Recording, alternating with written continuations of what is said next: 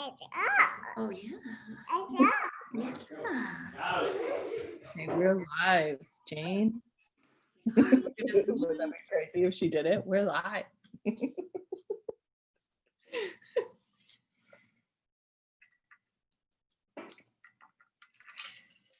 And then are we going to be able to tell if people sign on here or not? So yeah, it'll show up like, because what happens on my side is it pops up with the live on YouTube, like in a separate screen. So I am able to do that. And then Tina was going to jump on to manage, is what she had said. Oh, okay.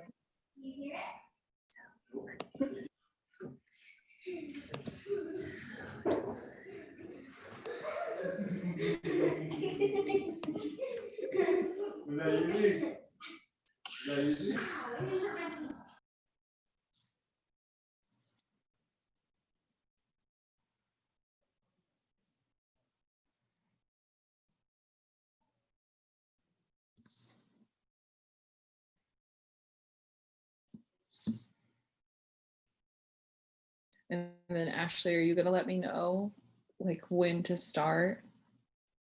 Okay. Yes, I will let you know when it hits about that 8 o'clock time. Okay. And then we'll wait just a couple of minutes to see if people log in. I'm going to go make a post too to say, hey, we're live. Come join us. Come say hi. Let us know that you're watching. Is this the first live one? It is the first live one. So that's what I was like, well, at least this is someone that I know and I feel comfortable with. So if things go kind of wonky, you know. Yeah. At least we're understanding. And I just am worried, like, if my cats, I feel like they're gonna like walk across my screen. Or my dog is gonna hop up on my lap like that. Like, here he comes. Okay, bud, you're fine. Okay, you're fine. Don't freak out. Do you see him, Janie? Do you see him?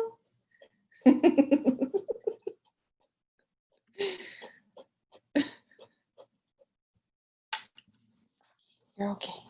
Get down. No, you get down.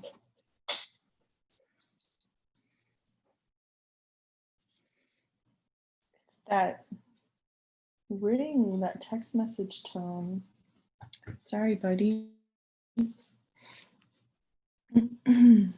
You're okay. You're okay. It's all right, bud. No, get down.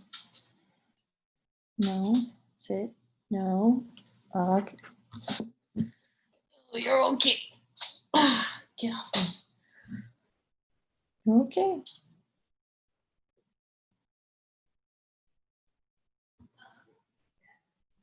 It's all right.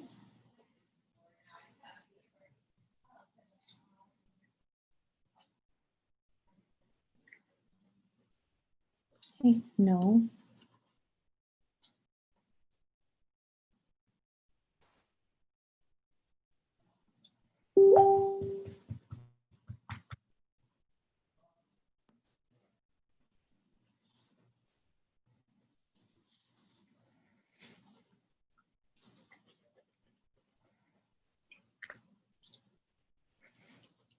Hey. Okay, buddy. It's okay. Okay.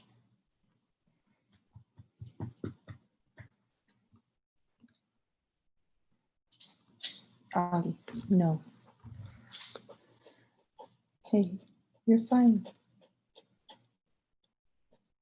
You're fine.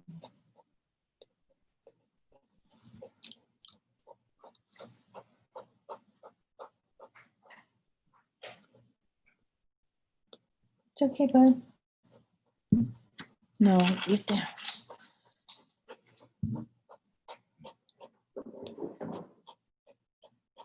You're all right.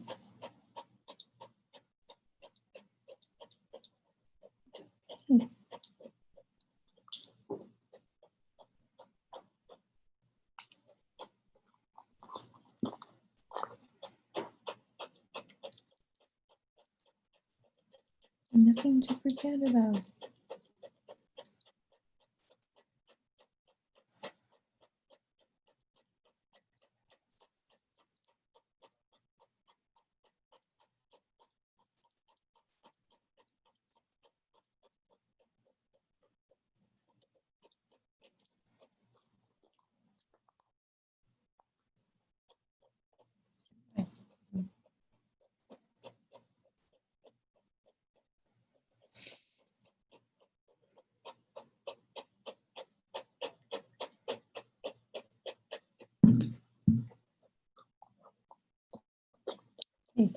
Okay.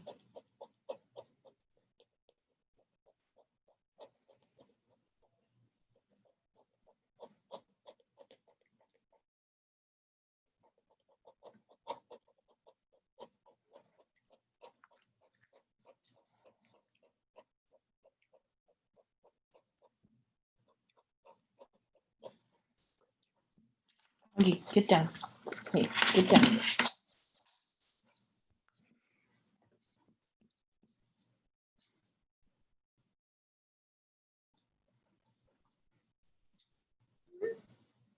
Ashley.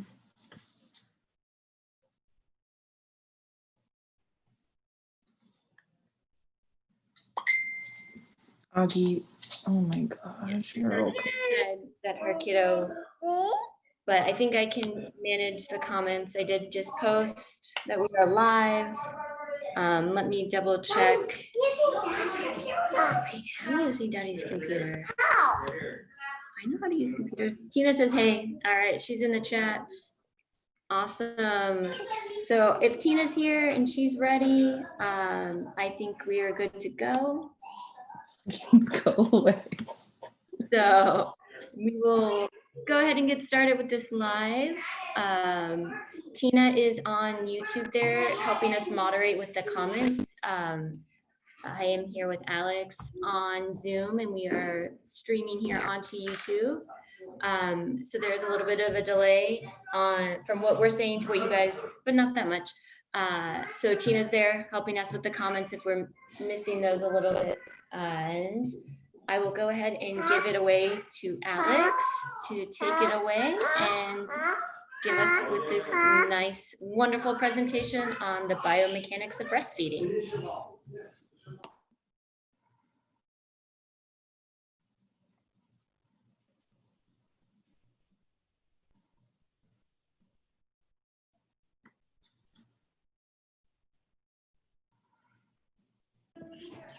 So Alex, whenever you're ready, feel free. You can say a little bit about yourself, say a little bit about what you do, and then whenever you're ready to jump in, and I will mute myself so my background soundtrack here at my house isn't overpowering.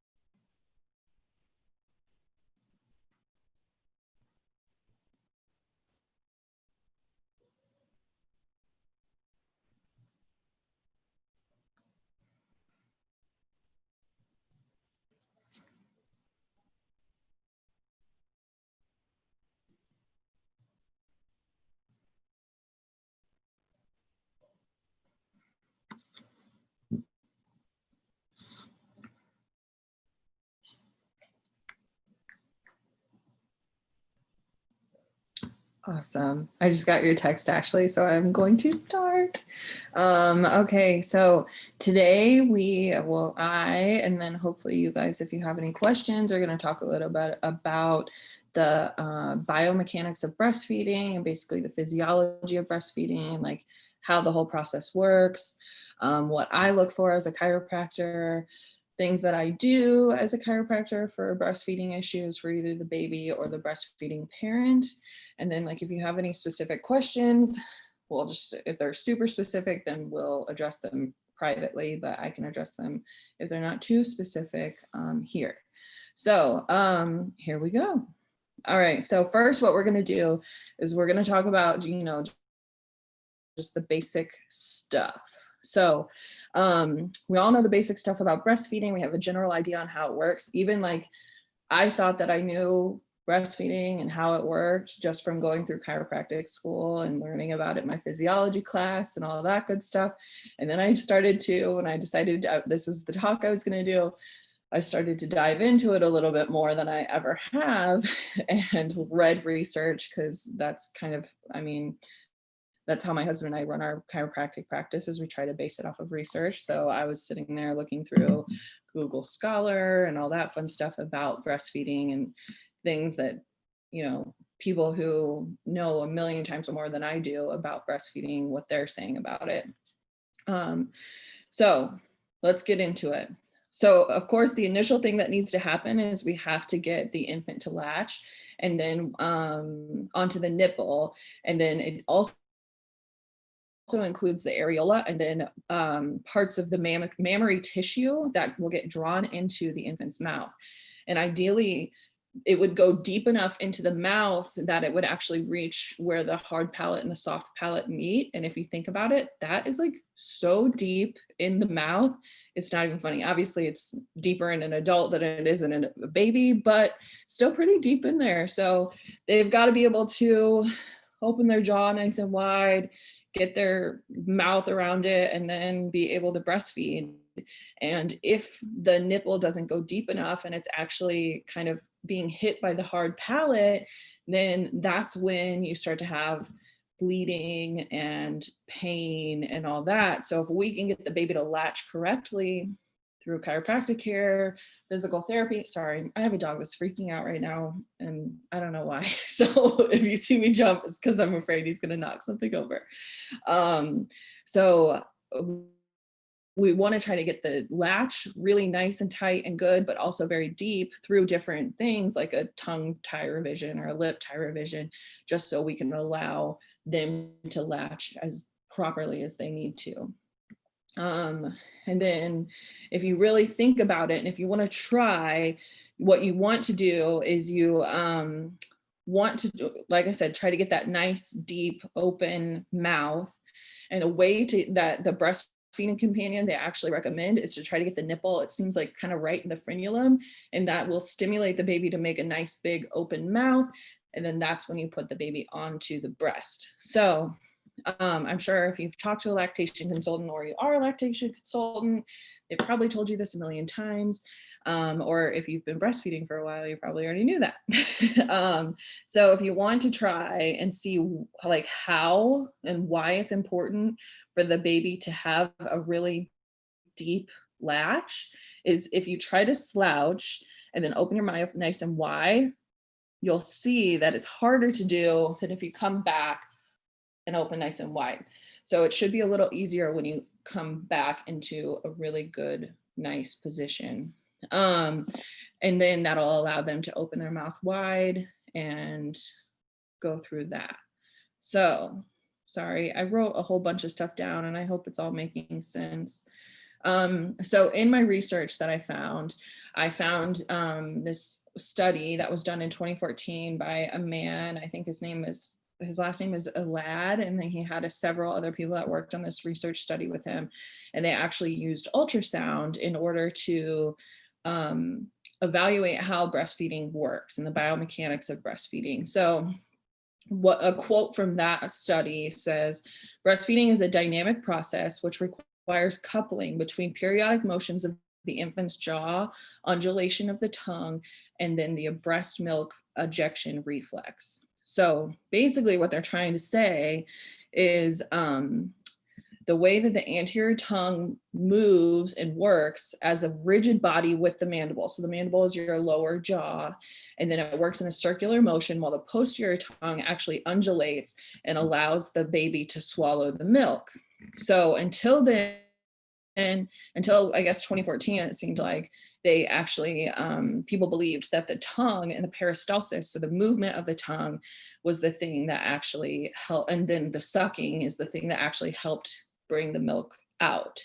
So they're basically saying that based off of this information that they got from the technology, it's actually subatmospheric pressure that pulls the milk out instead of sucking milk out.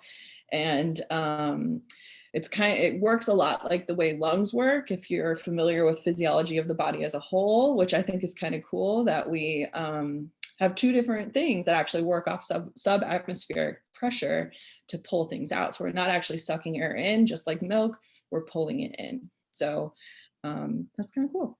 And they actually note the amount of pressure that actually needs to happen is between -20, I should remember, but it's millimeters of, it's mmHg, and then -20 to -40. So there, but depending on where the baby's mouth is during breastfeeding, it's actually like creating that negative pressure to pull it in, and then it's getting even more negative depending on where they're at. So that's kind of cool.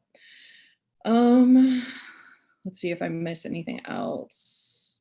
Okay, yeah. So then you also want to make sure, and this is the other reason why getting that jaw nice and wide and open, is you want them to have a really good latch to the breast itself. So it's almost like a suction cup that the mouth kind of acts as, so that they can reach that subatmospheric pressure in order to pull the milk out.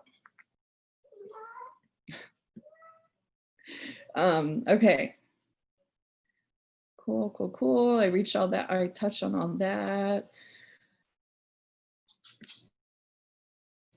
Okay, so some other cool things that I learned in this research study is breastfeeding actually helps babies who are breastfed exercise and prepare their oral facial muscles in order to do things like talk and chew and other stuff like that, like later in life. And then they actually, which is kind of important right now dealing with COVID, is they show a higher oxygenation saturation than formula fed babies. So that's kind of cool that you're helping them get more oxygen into their blood just by breastfeeding.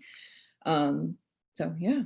Okay, so during breastfeeding, suckling, swallowing, and breathing are actually coordinated by the central nervous system. So babies actually have this thing in their brains that allow them to swallow air as they're swallowing milk. And that can contribute to like gas and stuff, but actually you start to lose it as you age. So like if you sat there and you tried to swallow air while you were swallowing like a drink of water, as an adult, we can't do that, but babies are able to do that. So it's one of their like stupid human tricks, if you remember from David Letterman. I think we all have one that's just a baby's stupid human trick, which really isn't all that stupid. And then another really cool thing that I learned was nutritive sucking occurs at an average rate of 90 sucks per minute compared to 100 sucks per minute in non-nutritive sucking. So that just goes to show you that that pause that they have allows the milk to come in, and then they swallow it and then they go back. Where if they're just like nursing just to comfort themselves, they're going to just sit there and suck, and it's not going to be productive or anything like that. So now we're going to get a little bit into the nitty gritty of why I'm here and I'm talking about things. So research, as I was reading about it, is actually showing that more breastfeeding issues lead to, like, I think it was something like 36 to 60% of women, that's why they stop breastfeeding. And actually, like, breastfeeding difficulties are somewhat easy to fix, kind of, from a biomechanical standpoint. Obviously there's so much more that goes into it, but if it's a biomechanical thing, it's easy to fix, in my opinion.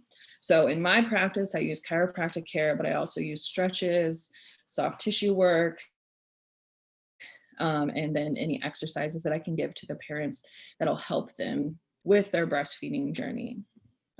So let's get a little bit into like stuff that I do for baby. All right. So most people, when they find out that I treat babies, they're kind of taken aback and they don't understand why a baby would ever need to go to a chiropractor. And obviously, you know, they were stuck in the womb for a while, and then getting out of the womb was a little bit of a uncomfortable thing to happen for mom and baby. But you know, so that's basically what I say. But then a lot of times I see a lot of breastfeeding issues, and then the thing is, they're like, are you adjusting a baby the same way you adjust an adult? And I don't do that. I can't say for other chiropractors how they're doing it, but I can tell you from my practice, I'm not going to adjust a baby the same way I adjust an adult. And I mean, if I saw a chiropractor doing that to my own child, I probably would run the other way myself. So what I do is I either use it's a tool called an activator, and I left mine at the office, or just gentle pressure. So a lot of times parents will reach out to me, or they'll be referred to me because the baby has a really poor latch, amongst other things as well, but we're just going to focus on the latch for right now. So what I do is I do a quick exam of the baby just to rule out anything crazy, because we want to make sure there's not a neurological issue or anything other than that that might be indicative of getting an adjustment or sending them somewhere that it's just something I can't help. So after that, what I do is I'll look at the jaw and the neck and to see if anything else feels locked up. So a lot of times, like, I can tell somebody if their baby was like stuck like this in the womb, you know, doing something like that, just based off of their jaw being a little more lateral to one side or the other. Or I can pick which breast the baby actually prefers to eat out of, just based off of what their neck feels like. And that's my stupid human trick. So sometimes the parents will note that their little one has a tight neck or they shrug a lot.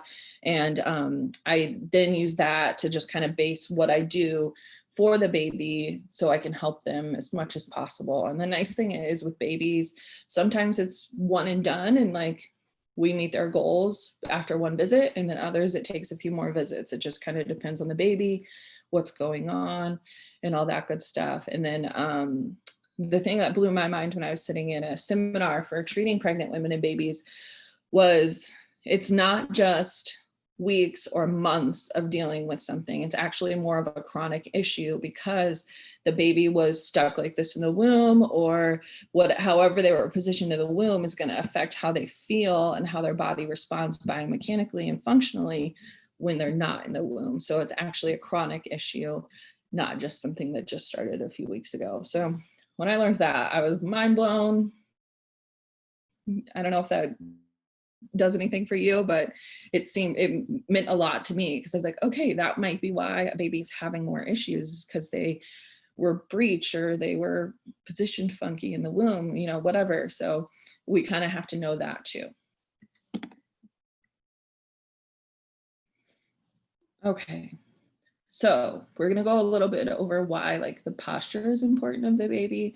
So outside of being a chiropractor, and this is one of the things that my husband and I do when we go to Las Vegas, is we watch people's posture and their walking posture and whatever. And that's not even just for adults. We can look at a posture of a baby and we can say, okay, that baby's going to have a hard time breastfeeding, so let's fix it. So we really want to pay attention to keeping their neck and their shoulders, mostly for breastfeeding, nice and lined up, because if you tilt your head to one side or you're like this or this, then that's going to cause some issues with breastfeeding. So we want to keep them nice and neutral.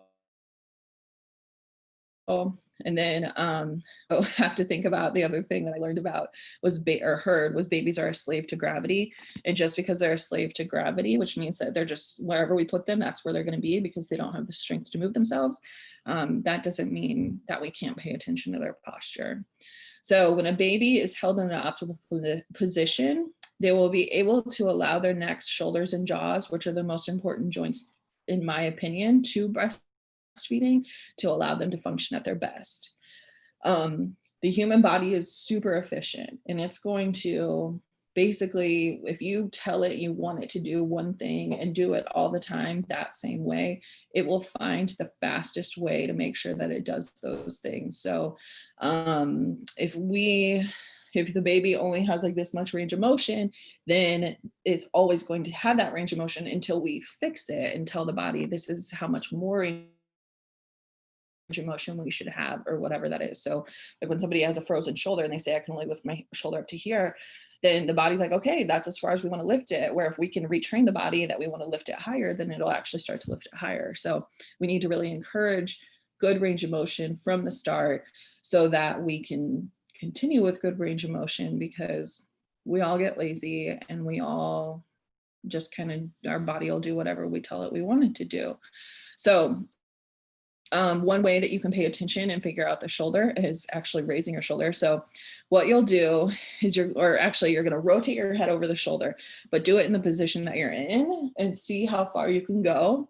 And then what you're going to do is come back into a good position and see how far you can go. And you should probably be able to go a lot further. So that just goes to show you that getting your body and your baby's body in a really good position is going to allow them to rotate their head and open their mouth nice and wide, which is what we want for breastfeeding.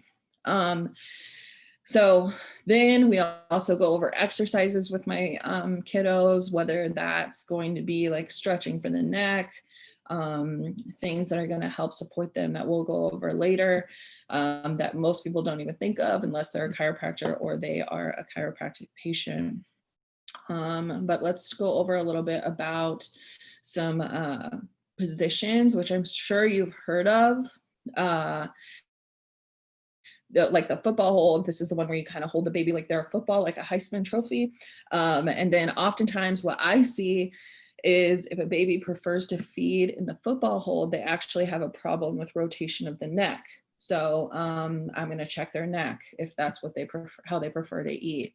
And or at least check their range of motion at the, sorry, see, here comes my cat. He's a little jerk too, that one. He's got an attitude. So what I'll do is I'm going to evaluate the jaw, it's called C0, which is your occiput, C1 and C2, and see how they're all working together because they correlate pretty highly, all of those joints. So we need to make sure that those are working so that there's proper rotation of the neck. And then you have the cross body hold, which is like the OG position, I feel like, kind of. And it's when you think of breastfeeding, that's the position that I'm talking about. So typically what I'm more concerned with is the biomechanics of the breastfeeding person, because they're going to hunch their shoulders over a little bit more than other ways. So it's going to cause neck tension and mid-back tension and things like that. So it's not so much the baby there, it's more the breastfeeding person that I'm worried about. And then one that I learned about since I was doing this research and I had never heard of it was the laid back position, where you actually get the breastfeeding person more comfortable and then bring the baby to them. And the baby has this reflex where they'll climb up, and there's cool YouTube videos actually comparing an epidural baby to a non-epidural baby and how it affects this reflex in them, where they'll climb up the stomach of the breastfeeding parent and then latch. So you're basically allowing this child to kind of figure out the latch on their own and supporting them, because you really want to keep the baby stable, because then they're going to be more comfortable to eat. And if that doesn't make sense, I have links if you want to read about it, like on the La Leche League page, or the Breastfeeding Companion, I think, talks about it too. So either one of those has good information about it. And let's see if I hit everything for that. Yeah. So the thing that the Breastfeeding Companion actually noted for the laid back position was the babies are actually able to get a much deeper and better latch, probably because they're relying on gravity to pull their tongue and their jaw down so that they can eat more efficiently. So then we come to the side lying position, and this position is perfectly named because that's exactly what the breastfeeding parent and the baby are doing. I don't really have a problem with this position myself, but it goes back to when you're hunched over and you turn your head or you move any kind of thing in the range of motion, and then how that's going to affect that. So when you're doing that, just make sure that the baby has a really good position before you start to breastfeed. Otherwise, it might be an uncomfortable latch. So let's go over for the breastfeeding parent. You've probably noticed, and I kind of touched on it a little bit with the hunching over for the crossbody position. You've probably noticed mid-back pain, neck tension, whatever, and it's because you're looking down constantly while you're breastfeeding, hanging out with the baby, whatever. Excuse me, I call that mom back. So we just need to, in my practice, we address posture, we do exercises, stretches, adjustments for that, and I seem to get pretty good results. And I try to give exercises for for that, so they can do that at home home and they can just feel better while they're breastfeeding. Because I try to tell them, like, as much as you want to look at your baby, you should be doing these exercises for at least a minute. I'm not telling you to do it the whole time. You can still look at your baby, but try to do these exercises. And then cool. So just a few tips to keep in mind that nobody ever thinks about unless they're a chiropractor or they're a chiropractic patient. And I always try to point these out to anybody that comes in and brings their baby, whether it's a breastfeeding issue, a colic issue, whatever. So the baby is always going to be looking for their breastfeeding parent. Sorry to whoever is not breastfeeding. That's the most important person in that baby's life. So I always encourage the breastfeeding parent to change where they are in relation to the baby. So most of the time, everybody has like a swing or something out in their living room. If you can change where you're in position to that swing, then they can use all the range of motion in their neck, right? And then if you're co-sleeping, you'll have the head closer to you. And if you have them in a bassinet, it's a lot easier. But then when you change them or feed them throughout the night, you're going to put their head closer to your feet so that they're turning their head both ways, unless you want to wake up the other parent and make them move. Then that should help them at least still have that good range of motion. And then the other thing that I always point out, and I don't have kids yet, but one day I hope I will, is when you're changing their diaper, and this has nothing to do with breastfeeding, but everything to do with like GI and colic and stuff like that, is when you're changing their diaper, you want to keep their head nice and neutral, roll them on their side, change the diaper, then roll them back, because we're all used to like grabbing the legs and picking them up. That's going to kick them into extension and in their thoracolumbar junction, and then that's going to kind of wreak havoc on their low back. So just keep that in mind when you're changing their diaper. And then I'm here to tell you, like, breastfeeding can be easier. I'm happy to help however I can. If I don't know how to help, I'm sure I know somebody who does. And if you ever have any questions, just reach out, let me know. We'll take care of it. And yeah, if you guys have questions right now, I'm happy to answer them. I hope I kind of educated you a little bit. I don't know.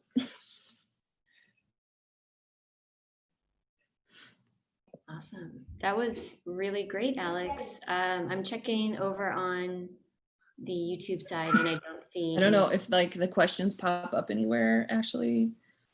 There is a chat there. I don't see any questions in there though. So I don't see it like on my chat. Yeah, so we'll leave it up though. So if people have any questions, and then I believe, I'm not sure, I'm still figuring that out. If we can add in the comments, like to link it to your social media or to like your website, if people have questions and want to reach out to you. Do you have a preferred method?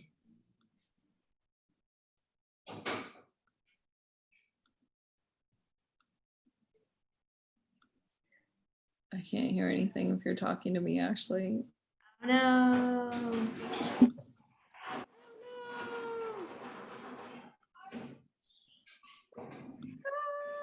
I don't know.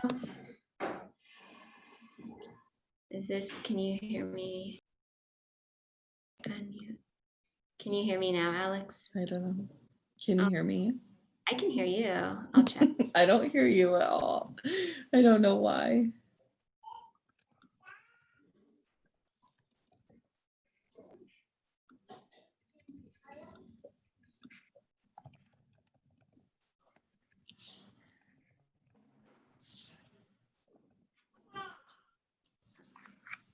Let's see.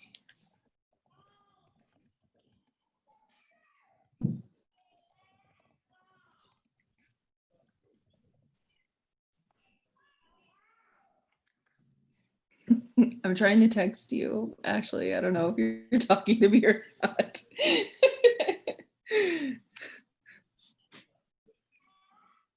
Okay. Oh, yeah. So if anybody wants to find me, you can always, I put my contact information here. So this is a direct number to me. You're going to be able to call me. You can shoot me a text. We can talk a little bit more about whatever's going on with you in particular. You can find me on Facebook, Instagram. I have a website. It's nestchiropractic.com. But yeah, I have so many different ways to reach me. And hopefully one of those work. I don't know.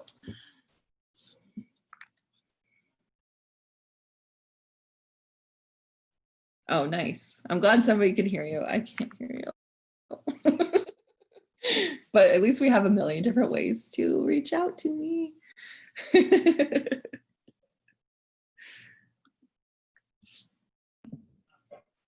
Well, thank you, Alex, for joining us. I know you might not be able to hear me. Thank you guys for tuning in. Are we all done? I think we're good to be done. Cool. Awesome. Thank you, Alex. Thank you, everyone. This will stay up and we can view it later and continue this conversation on social media.